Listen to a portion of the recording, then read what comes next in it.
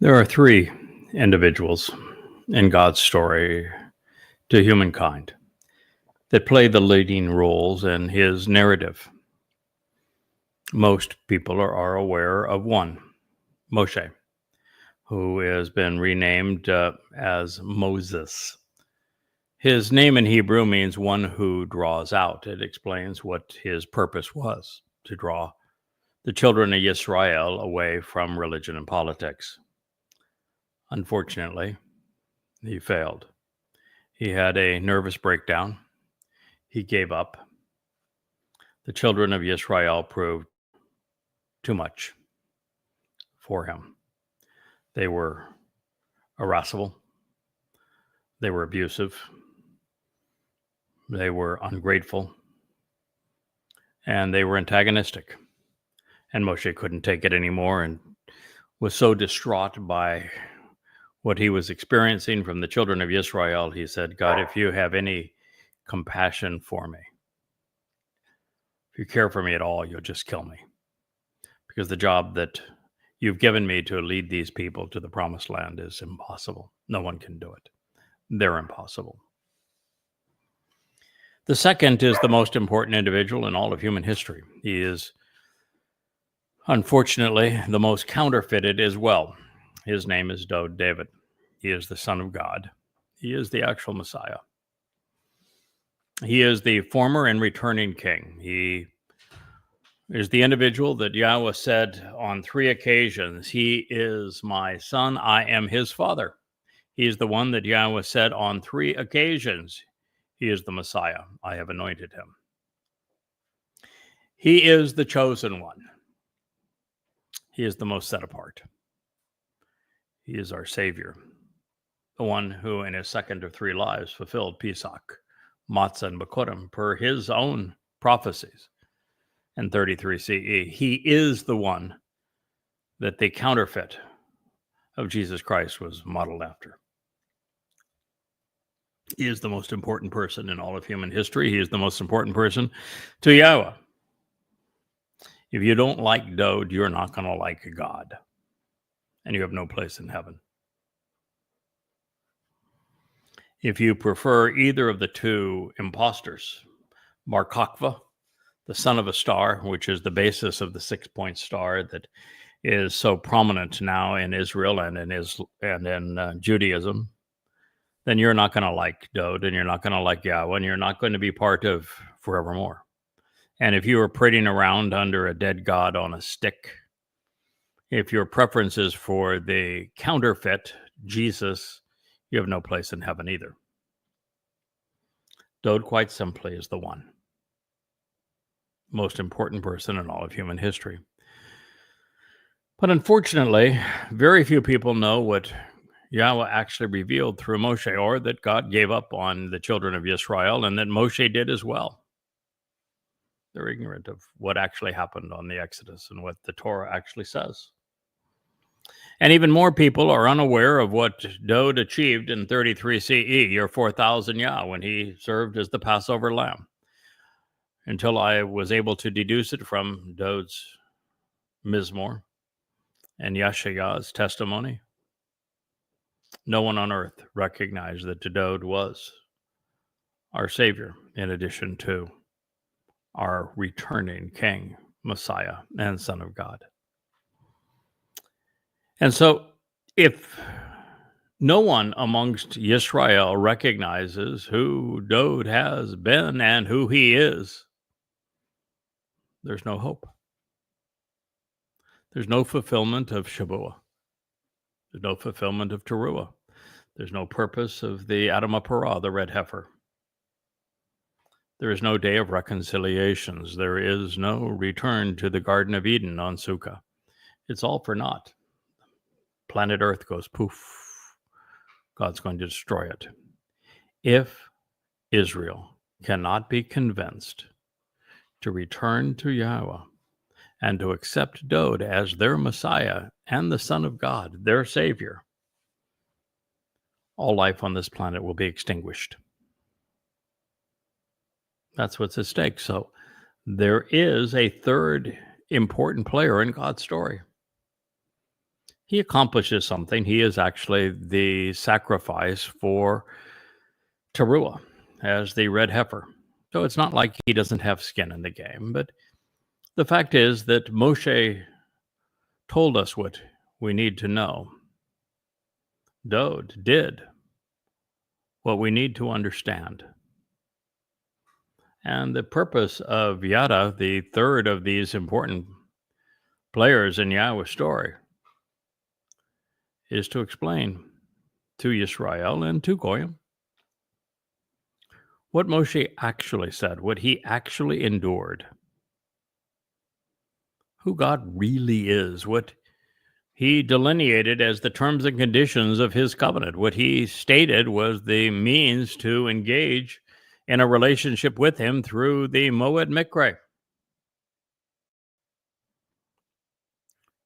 And what Dode has achieved for us as our king, as our savior, as a prophet. These things must be known for there to be a remnant of Yisrael that survives the time of Jacob's troubles. And so God appointed a Bashar, a herald, a Nakri, an observant foreigner, Choter, a stem off the main branch, as his coal voice at this time, a Ed, restoring witness, as the Adam of Parah, the red heifer, serving as the Ze Bo Men Edom, the one who comes out of Edom that will save many. His name is Yada. He is speaking to you now. And whether or not you want to accept that God would choose a Goy to call Israel back home or not is really of no matter. You can either agree with God or not in this regard, because he is explicit. Israel has disagreed with God and has turned a deaf ear towards him for 3,500 years, so why should we expect much different? And this is not a matter of me saying I am that person and me making all sorts of claims. It is a matter of fact that God spoke vociferously of this individual because of the importance of the role that he would play in these last days. And there is only one person in all of human history that qualifies as that individual. I'm simply acknowledging what God has told us is important for us to know. As we return to Numbers 11,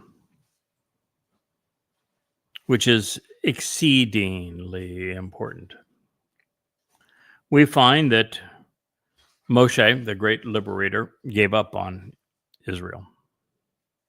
Gave up to the point that he said, God, you might as well just kill me because no one can do this job. These people are impossible. Yahweh gave up on Israel. He said, I agree with you that there's no reason that I should ever talk to you again. I'm going to go away. I'm going to leave you on your own. And that's where we found them.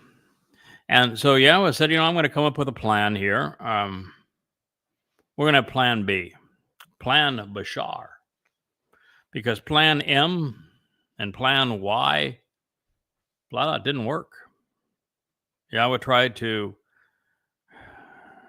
educate, to benefit, to liberate, enlighten, enrich the children of Israel directly. And they said, no, go away, shut up, and never approach us or speak to us again. So then the job was left to Moshe, and it wasn't only 3 days out of Horeb, and Moshe said, nope, I give up. I just kill me. No one can do this job. These people are impossible. I want out. God agreed, they are impossible. You still are impossible, Israel. And so after all of this time, Yahweh says, I got a plan B. My plan B is the Bashar. That's why the Bashar plays a starring role in Numbers 11, Bad Midbar, 11 in the wilderness. He is God's answer. And he's not the answer because he's the most important person in the story. No, he's not. He's the answer because he draws attention to the most important people in this story and draws Yisrael's attention back to Yahweh. That's why he's important at this time. At this time, he is the most important person, but not of all time. But nonetheless, he plays his role. And his role is to draw attention to Yahweh and to Dod so that the remnant of Yisrael continues to exist. And that's where we are in this narrative. And it is shocking to me. And, I have lived this for 24 years, and it's still profoundly impactful for me to find out that my relationship with Yahweh goes back 3,500 years. I don't think I look a day over 70, but my relationship with Yahweh goes back 3,500 years. I was there with Dod in the tent of the restoring witness. We know this because in the midst of this testimony, in terms of the moment when Moses said, I'm done, I can't do this, these people are impossible, and God agreed with him. He was so annoyed by the children of Israel that he burnt up everything around the encampment. That's how much his fury was aroused. God came up with a plan, and he told Moshe, and through him, the children of Israel, and through me to you, the teacher of that plan. There would be two individuals, one extraordinary, one capable. The extraordinary is our King, our Messiah, our Shepherd, our Savior, the firstborn Son of God, the chosen one, the ultimate prophet, the great lyricist, the most brilliant and articulate man who ever lived. Flawed, yes. He was human. He's not going to have a whole lot of human characteristics coming back. He's going to be essentially God in our presence. Elyon, brilliant as the sun upon his return.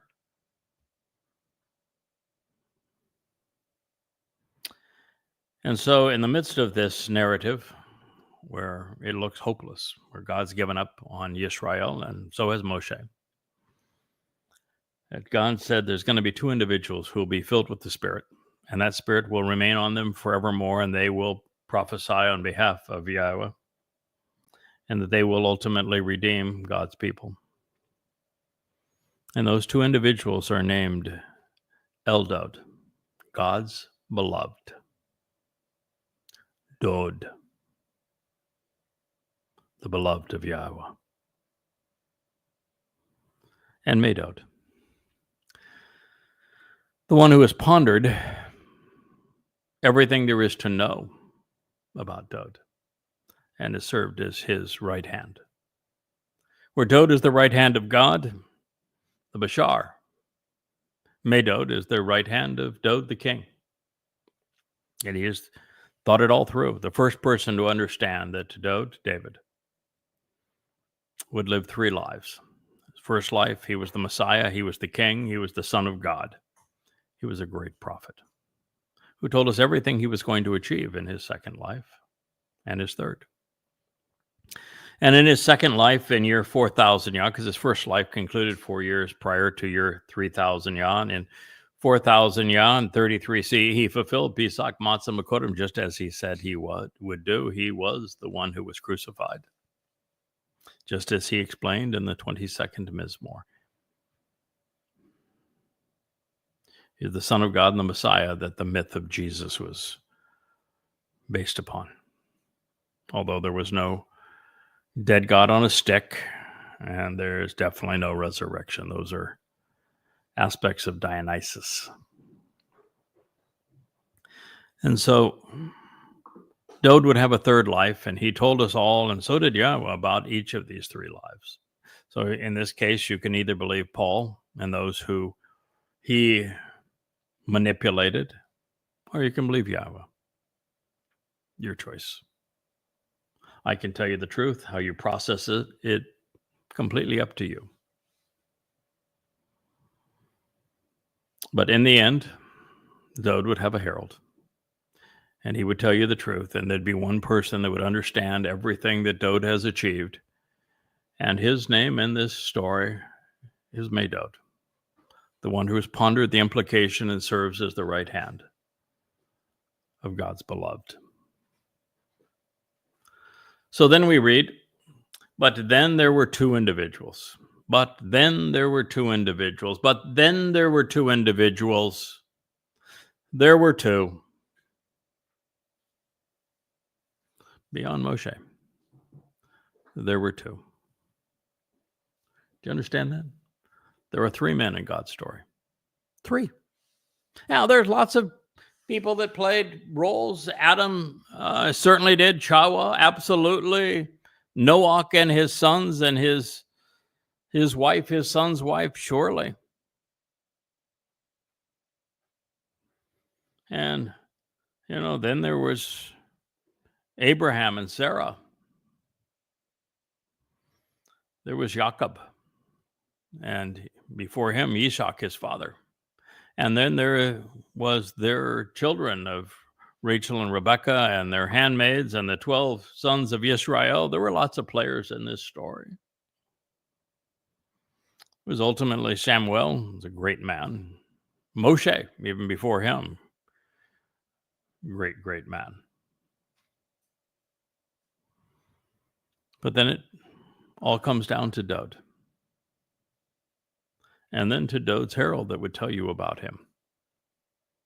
But then there were two individuals who remained, continuing to exist all the way to the end.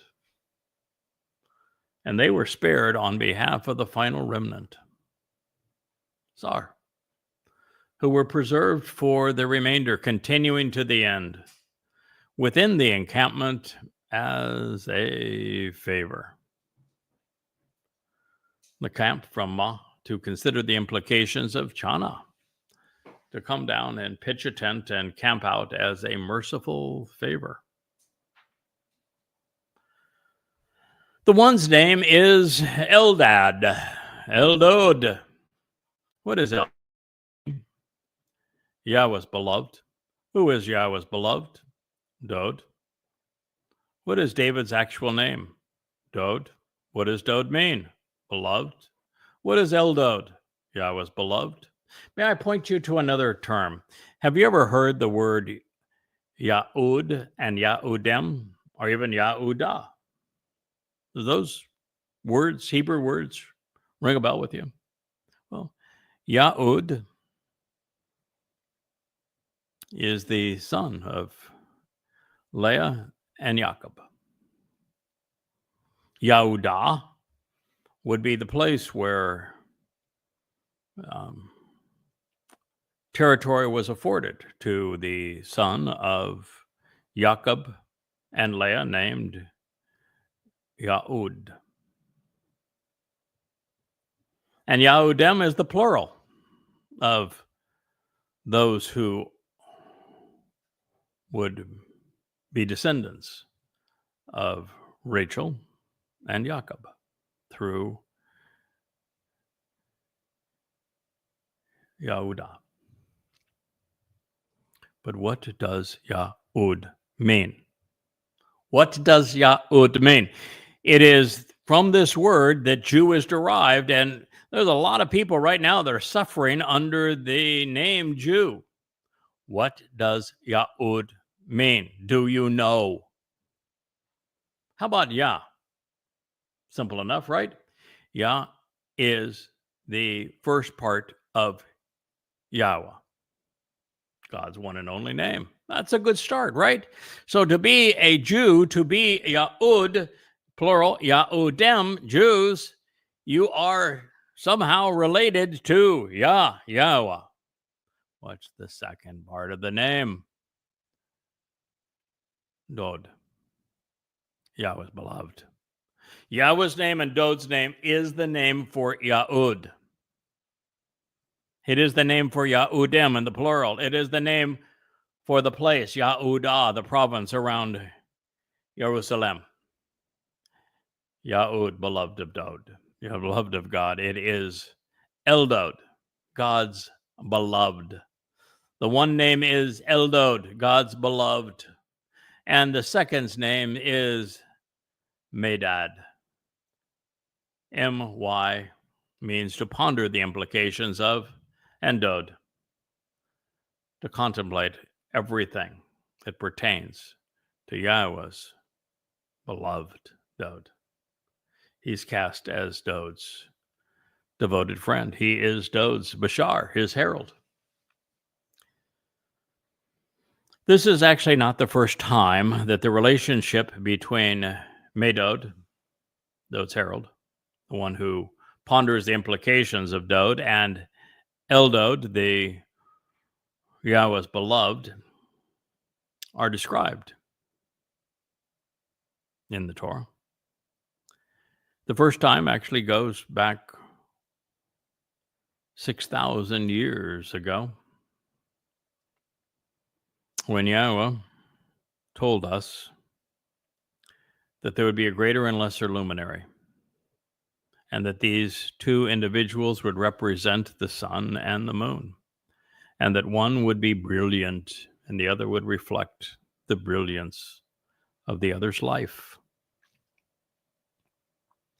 And the two of them would serve as the means to understand and to fulfill the Moed, the Dod fulfilling Pesach, Matzah, and Bekurim as the sun, as the greater luminary, and Yada as the other, Medod, to fulfill Shabuah and Towrah, so that there is a homecoming on Kippurim. The name, the identity, the personal designation for the one is Eldod, God's beloved, and the second's name, his designation, his renown, is Medod, the one who comprehends Dod and is cast as Dod's beloved friend and supporter, his adoring hand. And the Ruach spirit, she came to rest, settled, and continually remained upon them forevermore. On the beloved of God, and upon the one who pondered the implications of God's beloved.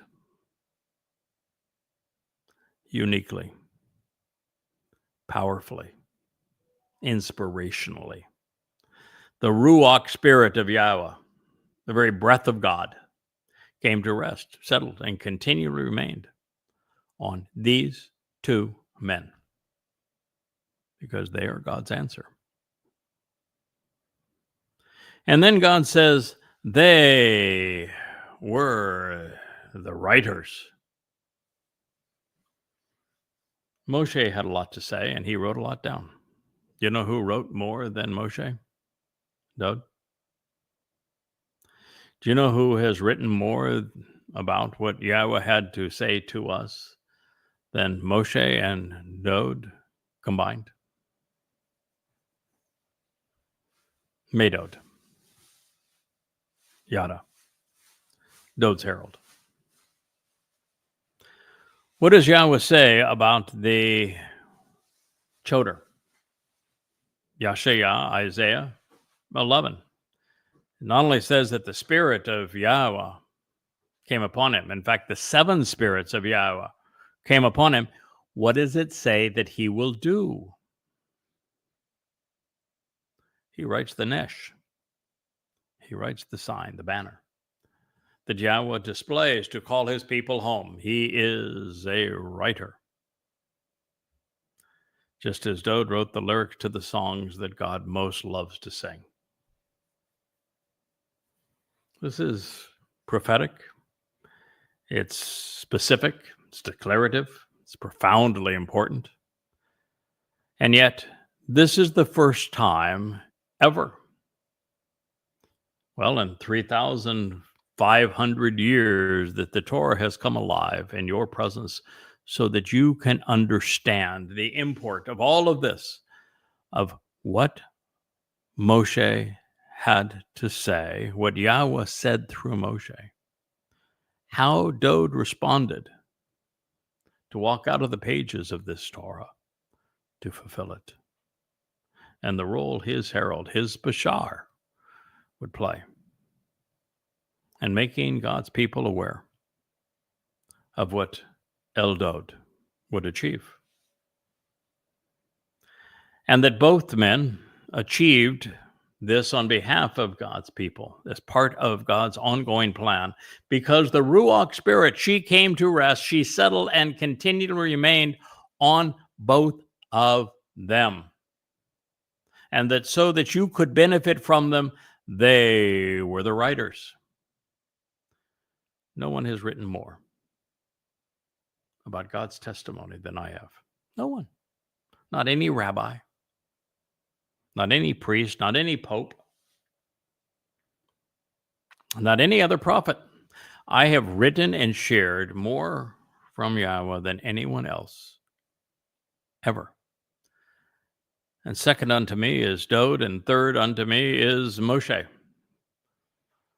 Fourth is my beloved pal, the one who authored the textbook on how to perform as the Choter and how to receive the Choter and respond to him, Yashaya Isaiah.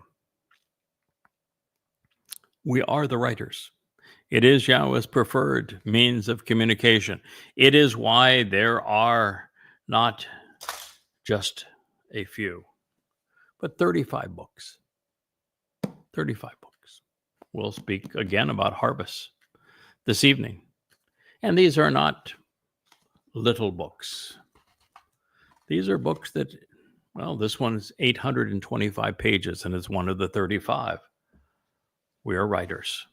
I would happily continue to write. I love writing. I spent some of my time this morning translating and commenting on Yahweh's testimony and Devarim, as he spoke of the final disposition of Miriam, which was not pleasant, because she thought that she could also speak for God. And very few people are called to do that. None more so than the three: Zeroah, Moshe, Dode, and Yada. And if you get in their way, Yahweh will run right over you. And particularly at this time, there is no alternative. Just as there was no alternative to Moshe, no alternative to Dode, no alternative to Yada. We succeed or the entire human experience fails, which is why we were given the Ruach of Yahweh. It is why we were asked to write. And I would be continuing to write if it wasn't for the fact that Yahweh came to me in December and said, young man, and I can't be all that young since I had a presence back 3,500 years ago, but by comparison to my father, who was infinitely old, he likes to call me young. And, I appreciate it. When you get to be 70 and know that you were spoken of and that you had a presence 3,500 years ago, being called young is, because in my case, I don't think I look a day older than 70. And yet from this story, I'm 3,500 years old, had a relationship with Yahweh at least that long. And maybe even 6,000 years, because he speaks of Dode and I and Barashith and the fourth day of creation. And if you think for a moment that this is somehow presumptuous, that there's somehow a arrogance with all of this, take it up with God. This is what he said. I happen to trust him. You would do well to do the same. He made these statements. There's no one else in all of human history that has fulfilled them. And we're now out of time. So there is no alternative. You don't like God's choice? Too bad for you. You can be like the rabbis and not be pleased that God chose all of these accolades for Dowd. You could be like the rabbis and try to make Moshe in your image as opposed to who he actually was. You can be like the rabbis and deny Yahweh's name and write right over him. You can be like the rabbis and pretend that your Talmud is a Torah. You can do all of those things, free will and all. But it's not going to work out very well for you. They were among the writers. It's Yahweh's preferred means of communication. It's not his only means. Moshe spoke to the people of Yisrael. Dowd sang songs to the children of Yisrael. I wrote books to the children of Yisrael. And now we have turned on all of these lights. You can't see them because they're surrounding the camera, but there's I don't know if I'd say a score of them. That might be a little much, but not by much of an exaggeration. And this one camera. Because Yahweh said, I want you to do this. And my relationship with Yahweh is really simple. God says, I do. I listen and respond. It's enough for me. Should be enough for you. That's the way we work together. I have done my utmost to have no separate identity apart from Yahweh. I have striven to think like him, to act like him, to care about what he cares about, to pursue what he thinks is important, to pursue his style, to accept his attitude, to be his voice at this time. They were among the writers. They did not emerge from the tent, not at this time. They would at another, both of them. As they were not leading this particular exodus for the illuminated family, not at the moment. No, there would be another time for both of them. 400 years for Dowd, 3,400 years for me. Therefore, they continue to speak prophetically. And when I read this, I cringe. I know that Dowd is a great prophet. And his 22nd Mizmor, it describes how he would serve to fulfill Pesach and Matzah, and that he would endure crucifixion 700 years before crucifixion even existed. And he gave this narrative 1,000 years before he endured it. And then a few hundred years later, he met with Daniel as Gabriel to explain the exact timing that he would fulfill Pesach, Matzah, and Bakodim. He even explained why he volunteered to do this, how he came to understand that this was his role, and why Yahweh agreed with him. It was a great, great prophet. He spoke of our relationship as well. He wrote the entire 14th Mashal proverb, specifically of how we would work together and what my attributes would be as they melded with his own. I'm sure it tickled him no end, as the most brilliant and intelligent man who has ever lived, to say that his herald would be a bright fellow.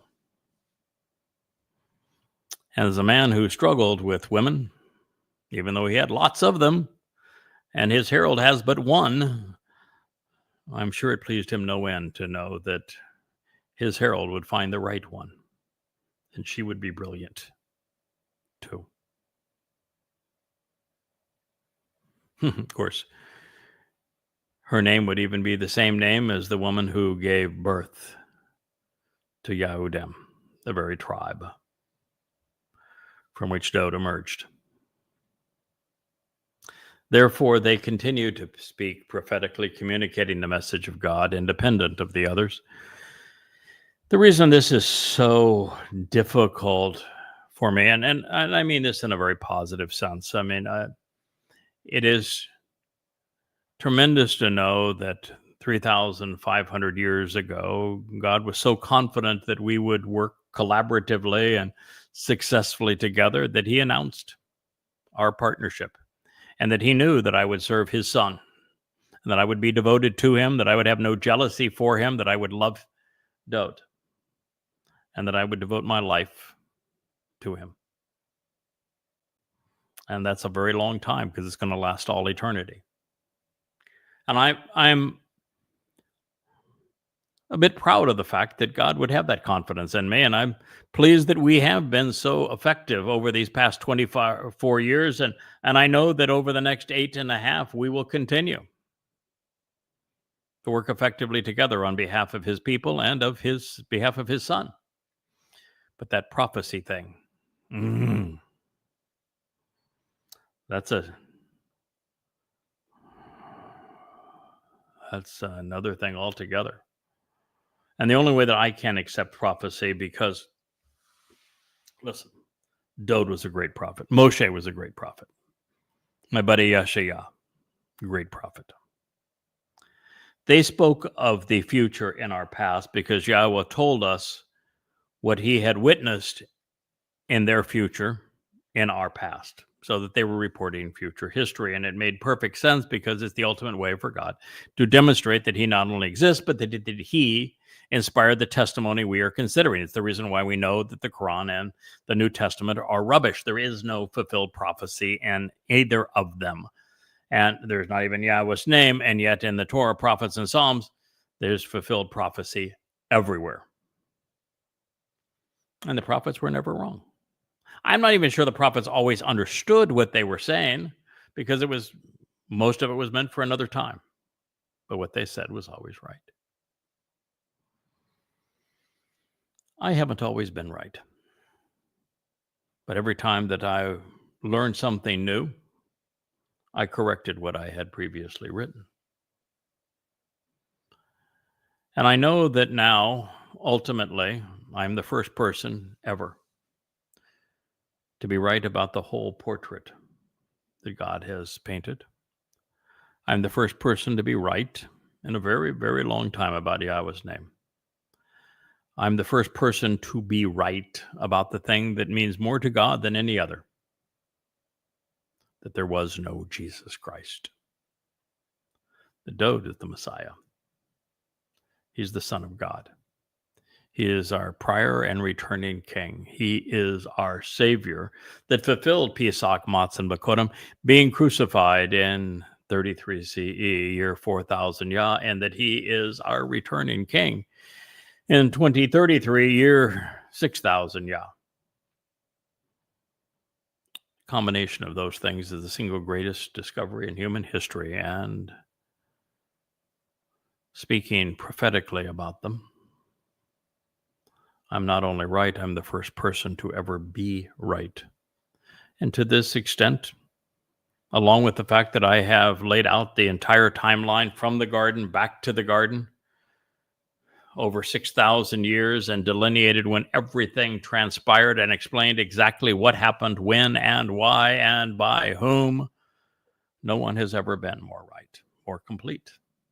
It's not only the truth, it's the whole truth. And to that extent, I have spoken prophetically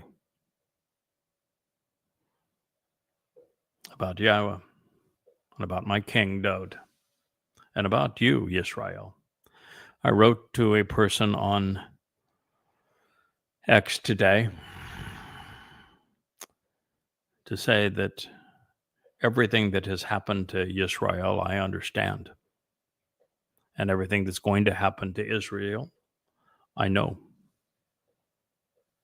And that everything I have said pursuant to Israel has been correct.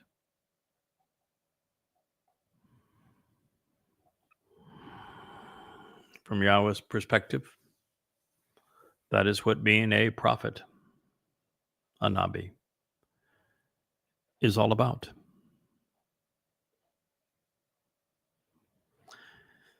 But Yahweh has this tendency to sneak up on you.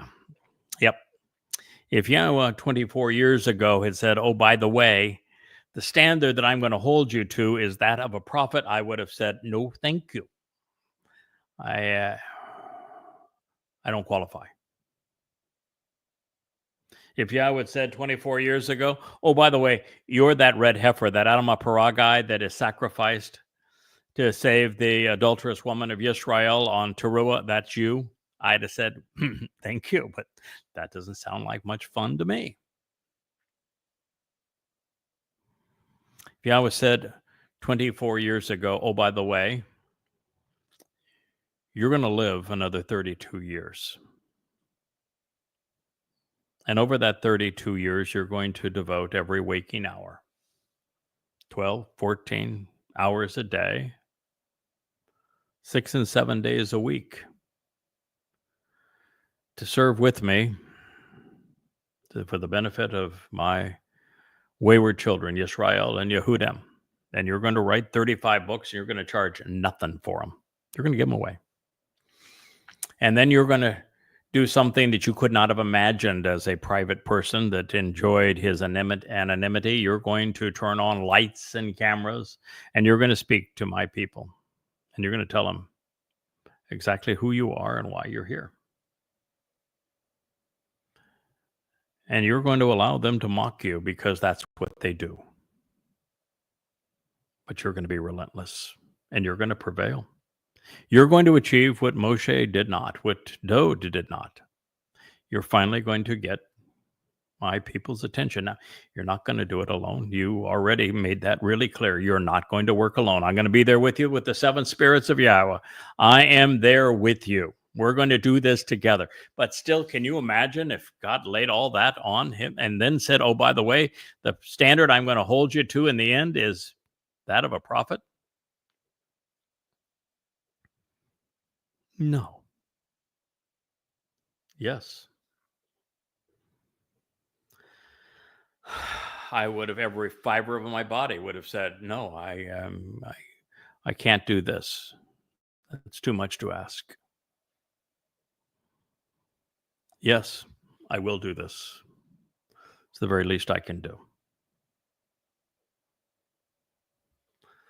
Therefore, they continue to speak prophetically, communicating the message of God independent of the others, fortuitously, compassionately, within this encampment as a merciful favor.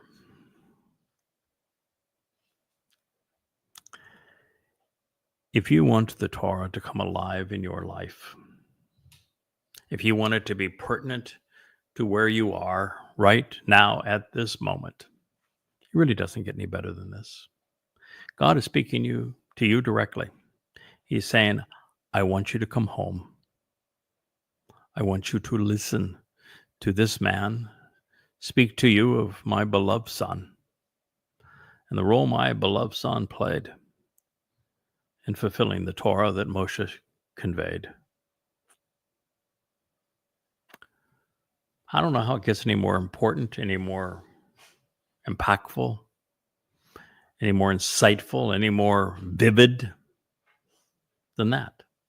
Yeah, here's the 3,500-year-old book, and it is pertinent to your life right now as you're living. It is the only means that you have of escaping where you are, and where you are right now as a Jew is horrible. The Marxists the world over have turned against you. The Muslims world over hate you. The MAGAs have come to despise you. The conspiratorialists have always had it in for you. Billions upon billions of people want you eradicated. The world, every place you turn, is blaming you for the things that you have been victimized by. You are victim shamed as never before. Anti-Semitism isn't just at an all-time high. It's beyond imagination. It is infinitely worse than it was in 1930s Europe. Infinitely worse. And you know it. And you can't survive it alone. And it's only going to get worse. And so God is trying to make the Torah come alive. Eldad, Medod. They're the answer. They're plan B and plan C. They are the answer that Yahweh is providing. So when Moshe stumbled, and he did, and the children of Israel failed, and they did, Yahweh brought in reinforcements. And it's hard to imagine that Yahweh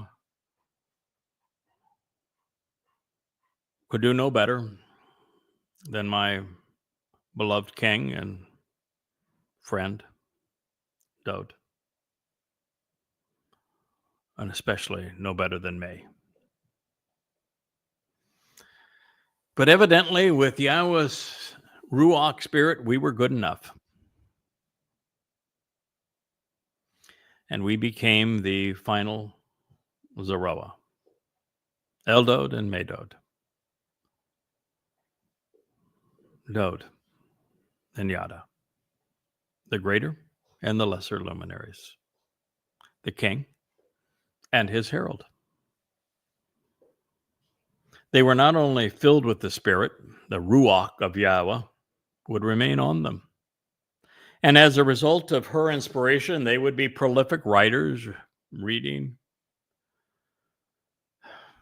so much more into God's story than anyone had ever perceived before. And so it would be with Moshe, Dowd, and Yada, collectively writing more than all others combined, from Moshe, the Torah, from Dowd, the Mizmor, and the Mashal, and from Yada, the 35 volumes of Yada Yahowah.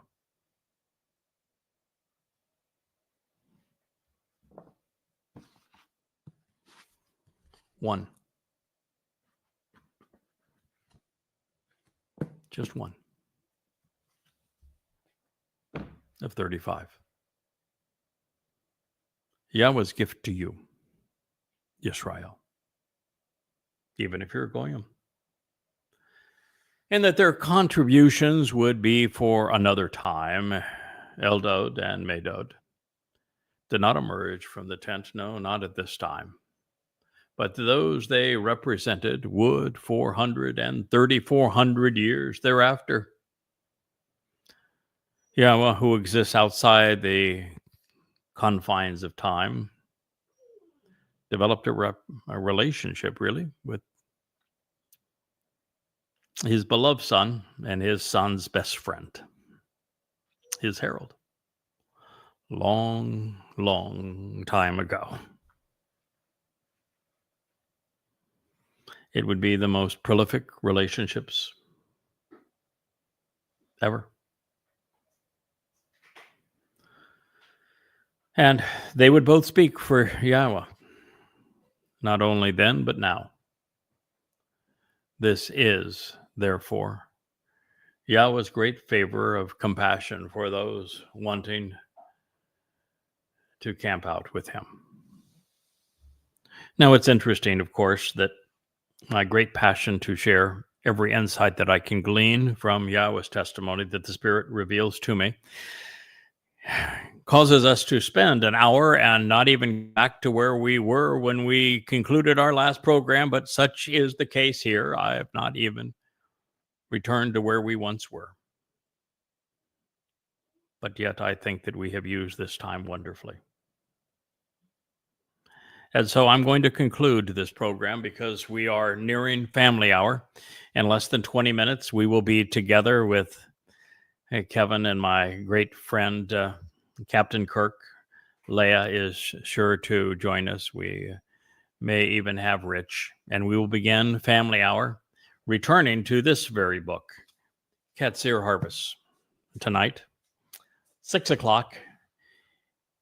Eastern Daylight Time on the U.S. East Coast, 1 o'clock a.m. in the morning for Israel. And you may be up. I know that there's lots of bombs that are coming your way and missiles and drones and the like. And I feel like I'm there with you, taking all of the hits right along with you.